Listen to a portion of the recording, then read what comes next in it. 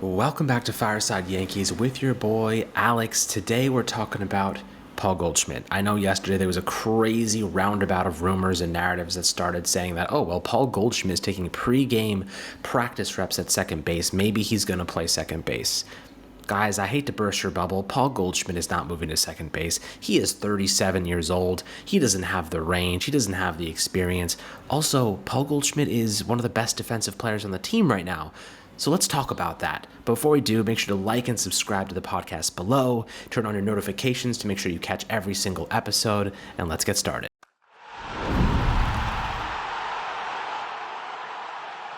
All right, guys, so let's dive into why Paul Goldschmidt at second base makes absolutely zero sense. So let's look at second base and who we currently have there, DJ LeMahieu and Oswald Peraza. Both of them are great defensive players at second base. Neither of them are great defensive players at first base. So if you took Paul Goldschmidt and placed him at second base, you'd be getting worse defensively, and you'd be getting worse defensively at first base as well. So logically, it makes zero sense to actually do that. If anyone's bringing that up or thinking about it, give me a good reason why Paul Goldschmidt, who's never played at that position before and has been at first baseman his entire career, why moving him to second, despite the fact he's 37 years old and has absolutely zero range, makes any logical sense. I think we can kind of kick that one to the curb and say, that's not a serious conversation. Instead, I think the better conversation to have is what happens at second base moving forward. Right now, you have DJ LeMahieu and, like I mentioned, Peraza playing these two positions. And Peraza's been what we thought he has been for years. You know, a very, very subpar offensive threat and a very good defensive player, whether you put him at second, short, or third base. So right now, the Yankees kind of have this de facto position battle going on, but DJ LeMahieu is going to win that battle, and I'm going to tell you why. But this doesn't mean the Yankees don't have to go out and find themselves an upgrade via the trade market. I think they will do that in late July. Most importantly, they just have to survive until then, win games, and they're doing that just fine. They're still 5.5 games up in the American League East, so the fact that they have a huge hole at second base doesn't really matter right now. The return of Jazz Chisholm has been just a huge breath of fresh air for this infield offensively, and of course he's a great defensive player as well. His range, his arm talent, there's just a lot of good stuff there that you just don't get from an everyday infielder.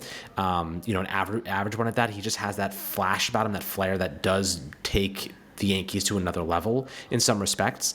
But LeMahieu has really interesting statistics I kind of want to talk about.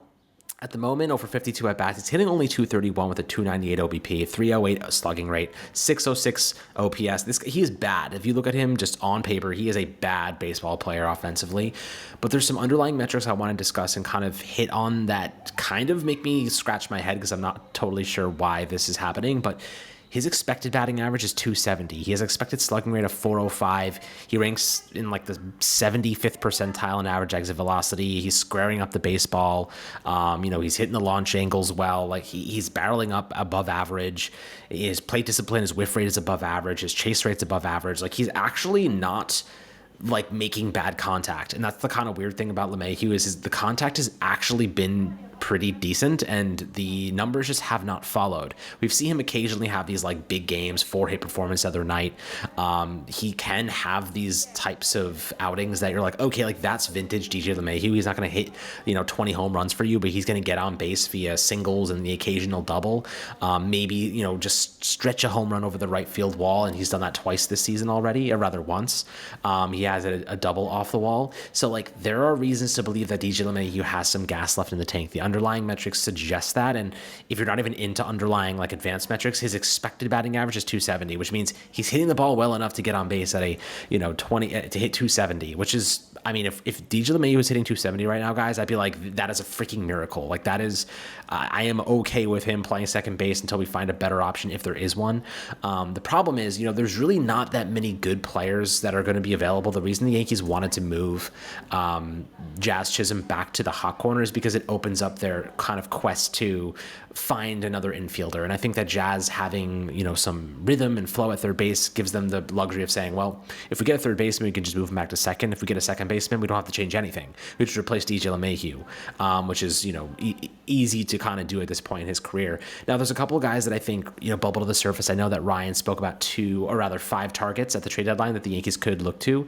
One of the guys that has been continuously popping up on my timeline is Isaiah Kiner-Falefa. We all know IK IKF. We all know what his limitations are. We all know what his strengths are. He is a contact first guy, good defensive player at third. He's been pretty solid there this season. So, he obviously has, there's pros and cons to his game, but I do think that for the most part, he's a good enough defender that you don't have to necessarily worry about him all the time, but he makes some mistakes. We've seen it in the past. We know that he is liable at times. Now, the thing about IKF, 30 years old, right-handed bat, I think he's a free agent after this season, so he's on an expiring deal. The Pittsburgh Pirates are going to sell him most likely. 6th percentile average exit velocity, 5th percentile barrel rate, and 6th percentile hard hit rate. He is probably the worst, one of the worst power hitters in baseball, but that's never been his game, and it never will be. However, he's in the 91st percentile in whiff rate and the 81st percentile in strikeout rate. So he doesn't miss the ball very often. He doesn't strike out that much. So that's kind of where you look at him and say, all right, like what's going on? This season, he's hitting a 303 with a 348 OBP and a 383 slugging rate, has 1 homer, a couple stolen bases, 9 of them, and a 731 OPS. So he's better than DJ LeMahieu, and he's better than Oswald Peraza, and he's probably an upgrade at the infield position. The question is it enough? Is it enough of an upgrade? He could decline. This is kind of a situation where you look at his past metrics and like, he's going to hit a rut this season, most likely. If he goes to a better team, higher expectations, he's not mentally there, he's going to hit a rut. And if those numbers drop, he's the same. He's basically DJ LeMahieu, and you gave up prospects to get him. So like, can you convince yourself logically to say, I want IKF and I want him to start games for the Yankees, and I want him to be a key component in a World Series run? I think the obvious answer would probably be no. But, the options are slim. And I think that if the Yankees decided, well, we could use another utility man that can play the outfield, it basically would replace Pablo Reyes' roster spot. IKF is not a bad person to have on the team because of the role he can play. And the fact that he's hitting better than anyone we have in the infield right now, aside, more like at second base, obviously not as, Jazz is still hitting like 190, but he's obviously upside is incredible with his home run capabilities. And Paul Goldschmidt's been fantastic. Even Volpe above average this season, but second base specifically, IKF would be a starter there. So that is an interesting kind of dynamic. I wonder what you guys think about that. I would accept it because he's better, but I wouldn't be like, oh, this is the move I would have made. Another option being Yoan Moncada, 30-year-old switch hitter. Can play second, can play third. He's not a great defensive player. He's hitting 237 this year with a 336 OBP, has 6 home runs, 19 RBIs. He has a 135 WRC plus. He's only played 30 games, so that is a bit of a concern. And, he did get placed on the injured list, 10-day IL with a right knee inflammation.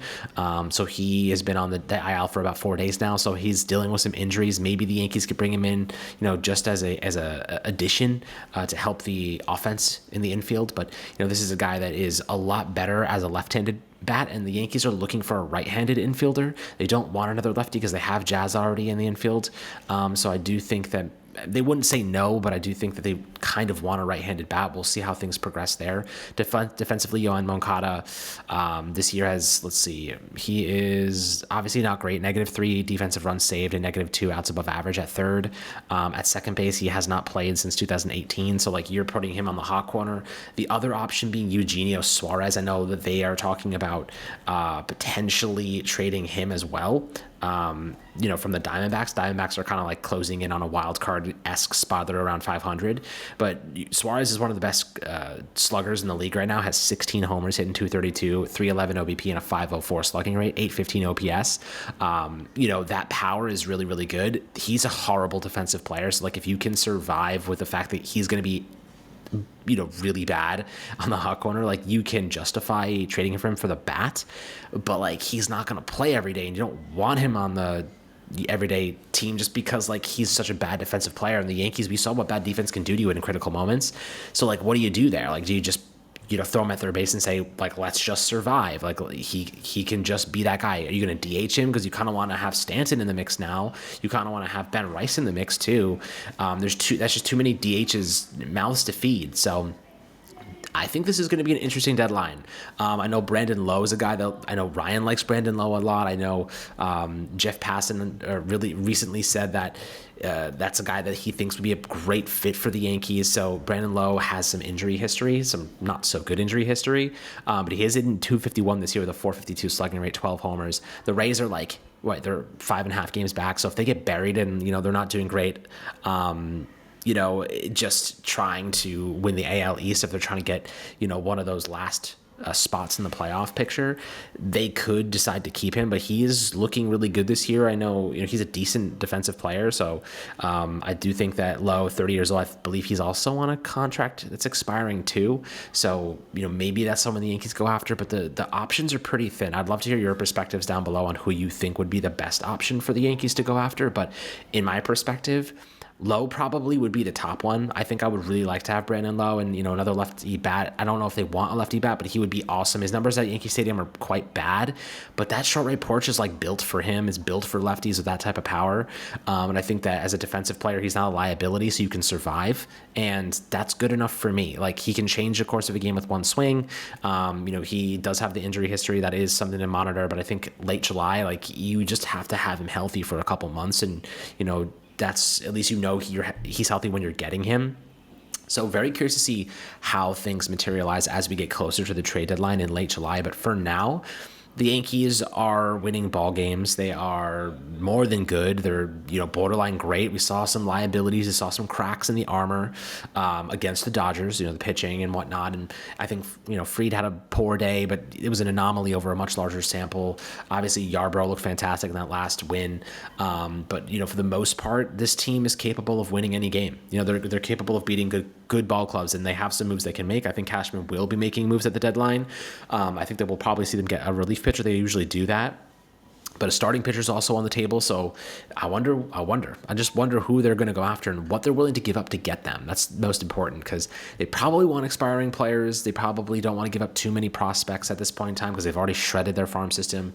But this is a World Series team, man. Like, they got to make a push. They cannot keep kicking the can down the road. They cannot keep avoiding big moves when Aaron Judge is performing like this, when Fried's performing like this in the first year of a deal. Like, it's now or never. Rodon's been absolutely phenomenal. Like, they got to put their foot down and compete. Like, they have Luis Heel coming back in July, hopefully, or maybe even this month. We'll see what happens. Things are looking up. Things are looking optimistic, but the second base position is still a liability. I do think that should be the number one priority. But what do you guys think? Should that be the priority? Should they go after a starting pitcher? Is there someone you have in mind? Always happy to break down players individually. I know Ryan loves to do that as well, so I'm always happy to take your feedback and apply it to the channel. Make sure to like and subscribe as always, and we'll catch you guys on the next Fireside Yankees episode.